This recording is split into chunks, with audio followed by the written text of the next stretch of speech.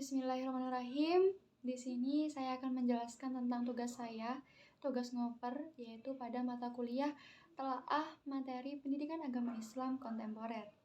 Nah, yang pertama yaitu isu. Isu yang diangkat pada pembahasan kali ini yaitu tentang budaya populer dan agama orang muda. Kemudian temanya yaitu tentang kapitalisasi sedekah. Nah, identitas pribadi, nama saya Dwi Nur Afifah dengan NIM T2019-1094, kelas PAI A2. Kemudian judul paper jurnalnya adalah Pergeseran Perilaku Wama-Wama, Studi atas para pencari sedekah di Kecamatan Bonang, Demak. Kemudian identitas jurnalnya yaitu Jurnal Studi Agama dan Masyarakat, volume 16, nomor 1 tahun 2020, dan akreditasi Sinta 3. Kemudian selanjutnya yaitu research gap dari jurnal tersebut. Nah, yang pertama, pada penelitian Saleh, Rianto, dan Mustaqim pada tahun 2014, mereka itu menemukan suatu studi kasus-kasus para pencari sedekah dengan cara proposal, yakni dengan cara membawa proposal pembangunan lembaga keagamaan, baik itu masjid ataupun pesantren. Jadi, mereka itu di sana membawa proposal tersebut kemudian mendatangi para masyarakat, yaitu door to door. Jadi satu persatu mereka datangi dengan membawa proposal, kemudian meminta sedekah atau sumbangan terhadap pembangunan tersebut.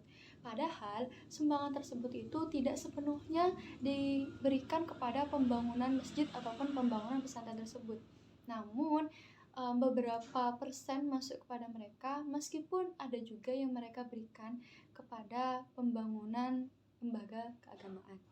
Nah, pada penelitian kali ini, studi atau wama-wama pencari sedekah itu tidak lagi menggunakan proposal dalam pelaksanaannya, namun lebih menggunakan kalender. Jadi di sini mereka itu menggunakan kalender, mereka itu menjual kalender dengan dalil bahwasanya kalender tersebut untuk membantu suatu pesantren tersebut ataupun suatu lembaga keagamaan tersebut. Jadi di sini istilahnya mereka tidak terlalu terkesan mengemis ataupun tidak terlalu terkesan meminta sumbangan, hanya saja mereka seperti berbisnis, mereka menjual kalender dengan harga yang sudah dipatokkan. Namun sebenarnya hal tersebut itu merupakan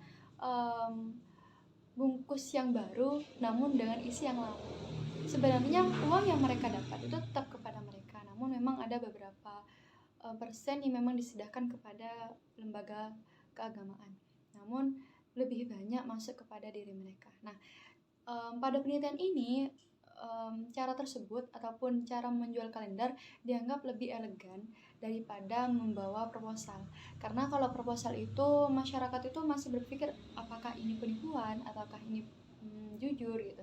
Tapi kalau menggunakan kalender ini, mereka itu tidak mengurangi pemikiran bahwasanya itu adalah penipuan, karena mereka membeli, ibaratnya mereka membeli, tidak memberikan sedekah secara penuh. Jadi mereka membeli barang tersebut dan juga niat bersedekah seperti itu. Nah, kemudian selanjutnya yaitu novelty atau pembaruan pada penelitian kali ini. Nah, sebenarnya penelitian kali ini adalah penelitian pengembangan ataupun penelitian lanjutan dari penelitian yang sebelumnya. Nah, pada penelitian yang sebelumnya itu di sana itu ditemukan bahwasannya mereka mencari sedekah dengan cara proposal, yaitu dengan cara membawa proposal untuk meminta sedekah. Namun pada penelitian kali ini terdapat pergeseran perilaku wama-wama tersebut, yaitu mereka sudah tidak lagi menggunakan proposal dalam pelaksanaannya, namun lebih kepada menggunakan kalender. Jadi mereka menjual kalender dengan atau mengatasnamakan suatu lembaga keagamaan, sehingga tidak terlalu terkesan mengemis ataupun meminta sumbangan. Nah, untuk selanjutnya yaitu rumusan masalah. Nah, rumusan masalah yang diangkat pada jurnal tersebut yaitu bagaimana model dari para perilaku wama dalam mencari sedekah. Nah, kemudian selanjutnya yaitu teori apa saja sih yang digunakan dalam jurnal tersebut. Yang pertama yaitu M. Ali Humaydi pada tahun 2003 tentang budaya mengemis masyarakat desa Peragaan Daya Semenep, Madura. Kemudian yang kedua yaitu Syam tahun 2005 tentang beberapa gejala keberagaman masyarakat pesisir pantai dengan berbagai karakteristiknya. Kemudian yang ketiga yaitu Superland 1986, yaitu tentang fenomena gelandangan dan pengemis. Kemudian yang keempat yaitu Superland 1983 tentang gejala kemiskinan dan dampaknya dalam pembentukan perilaku secara psikis. Kemudian yang kelima yaitu Supraptiningsih pada tahun 2012, yaitu tradisi mengemis ada karena faktor budaya yang mengitarinya. Kemudian yang keenam yaitu Hardiantina dan Soekardi, yang dimana menyatakan bahwasanya budaya mengemis itu diakibatkan karena pola pikir masyarakat yang kurang kreatif dan memandang hidup itu secara sempit. Dan yang terakhir yaitu Damayanti, faktor yang mempengaruhi perilaku mengemis yaitu adalah faktor sosial. Itulah beberapa teori yang digunakan dalam jurnal tersebut. Selanjutnya yaitu tentang metode penelitian. Yang pertama yaitu jenis dan pendekatan penelitian. Nah, jenis penelitian ini yaitu tentang penelitian lapangan menggunakan pendekatan kualitatif. Yang kedua yaitu subjek penelitian. Ada 3 desa Kecamatan Bonang, yakni Desa Kembangan, kemudian Desa Keranbogo, dan Desa Tologoboyo. Kemudian yang ketiga yaitu teknik pengumpulan datanya menggunakan triangulasi atau gabungan. Kemudian yang keempat, teknik analisis data. Analisis data ini bersifat induktif. Kemudian yang selanjutnya yaitu temuan dan hasil. Yang pertama temuan. Yang ditemukan dalam penelitian tersebut ada yaitu teknik yang lama atau teknik dari proposal itu sudah mulai tidak digunakan lagi. Namun ada teknik baru yang mereka gunakan, yaitu teknik menjual kalender. Nah, kemudian hasilnya apa? Nah, hasilnya itu adalah adanya pergeseran perilaku wama-wama atau para pencari sedekah dari proposal menuju atau berganti dengan menjual kalender. Nah, implikasi dari penelitian ini adalah memberitahukan kepada masyarakat bahwasanya penjual kalender itu tidak sepenuhnya untuk pesantren ataupun untuk lembaga keagamaan, namun tidak murni untuk lembaga keagamaan, namun ada beberapa orang atau oknum yang memang memanfaatkan hal tersebut. Jadi di sini masyarakat itu tidak perlu sungkan ataupun segan untuk tidak memberi ataupun membeli sedekah tersebut, karena mengetahui bahwasanya hal tersebut tidak murni untuk pesantren.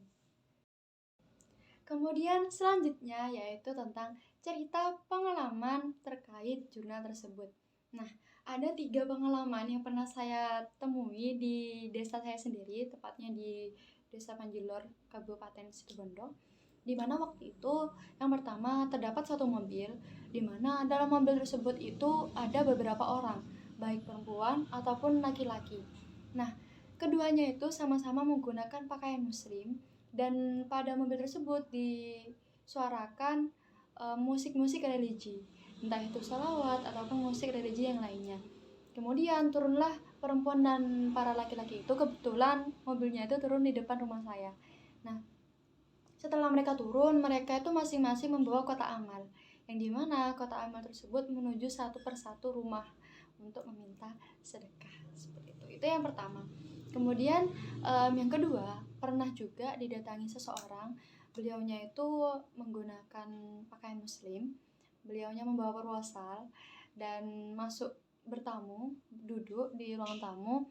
Beliau mengatakan bahwasanya beliau meminta sumbangan untuk pembangunan pesantren. Nah, di sana misalnya kita menyumbang. Nah, kita itu ditulis, nama kita ditulis beserta nominalnya dan tanda tangan seperti itu. Setelah itu langsung pergi setelah meminta sedekah. Itu yang kedua. Itu juga sudah lumayan lama.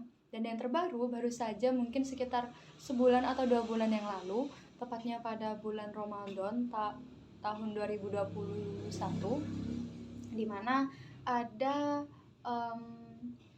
suatu orang yang menjual kalendernya itu berisi tentang lembaga keagamaan ataupun salah satu pesantren di Situbondo, dan di belakang juga sudah tertera harganya yaitu 20.000.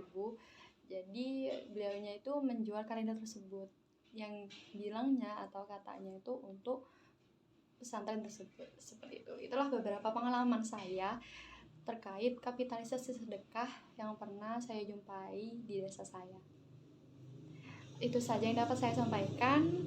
Kurang lebihnya saya mohon maaf. Semoga yang sedikit ini dapat bermanfaat untuk kita semua, dan semoga kita sebagai generasi muda Indonesia senantiasa mempelajari pendidikan agama Islam yang terbaru agar kita tidak ketinggalan info ataupun kita tidak tahu menahu tentang info tersebut, karena hal tersebut ataupun perubahan zaman tidak dapat kita pungkiri. Tetap harus bisa mengikutinya serta kita tetap harus sesuai dengan jalannya, yaitu sesuai dengan apa yang telah diperintahkan oleh Allah Subhanahu wa taala. Terima kasih dari saya, kurang lebihnya saya mohon maaf. Saya pamit undur diri. Wassalamualaikum warahmatullahi wabarakatuh.